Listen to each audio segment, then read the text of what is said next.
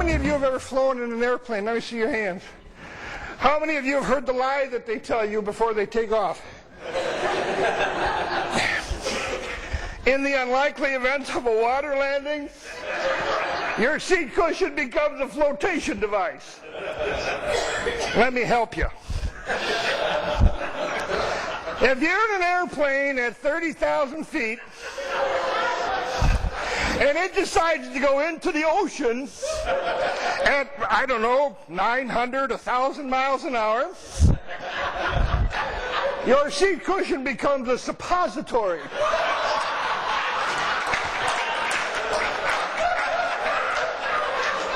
You'll be floating, but it'll be butt up.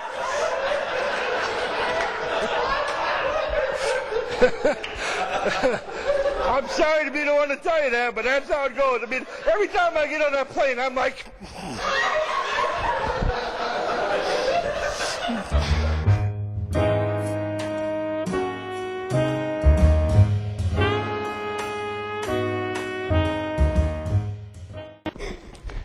I have a swimming pool, and I like to swim laps because it's good for my muscles and joints. But swimming laps in a 20 by 40 pool when you're 6'5" and you have 4-foot arms is only about 2 strokes and you're across the pool.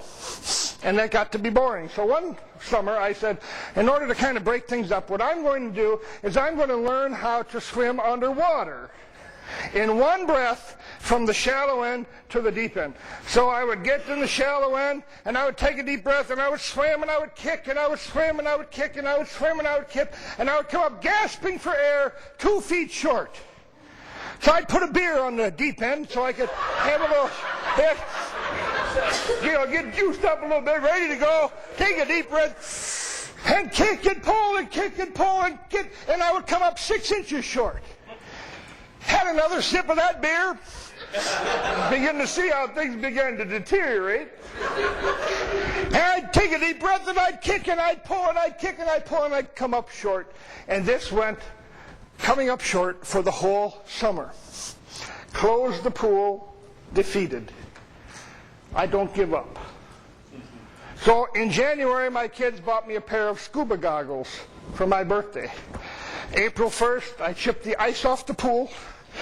I jump into the pool, put on my new funky goggles, take a deep breath, kick and I pull and I kick and I pull and I kick and I pull, and I get all the way across the pool in one breath, and I get out of the pool shivering cold but victorious, and I run into the house and I sit on the edge of the bed and I said, honey, I have learned something to share in the speaking circuit.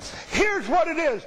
If you can clearly see where it is that you want to go, you can give the extra effort required to get there.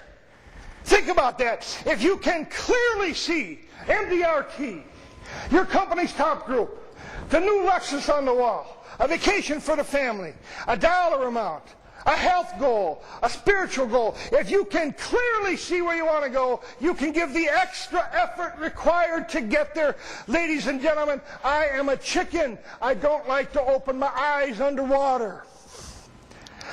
Do you think, if I knew I was only 6 inches from the deep end, do you think I'd hold my breath a little longer?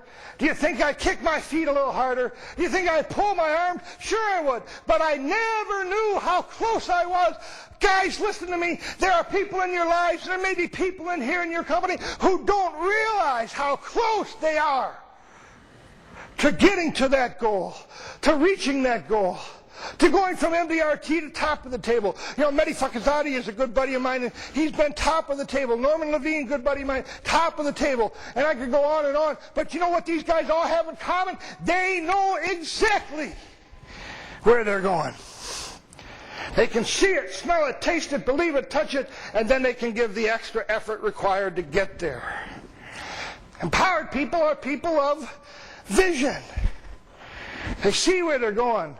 They're giving the extra effort to get there. They're not quitting. They're overcoming the obstacles. They're keeping their faith. They're keeping the vision. They're overcoming the obstacles. They're building their faith. They're keeping the vision. Do you see the system? It works. It's not just me.